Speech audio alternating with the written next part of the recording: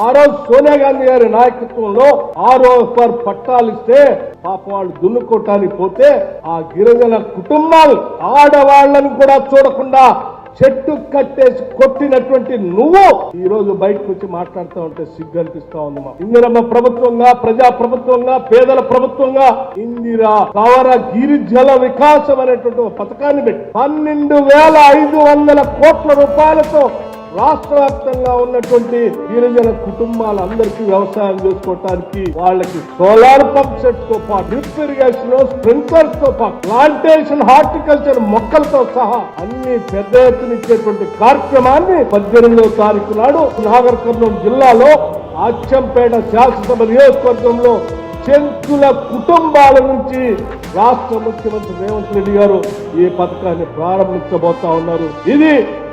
ఈ ప్రభుత్వానికి ప్రజల పట్ల ఉన్నటువంటి చిత్తశుద్ధి.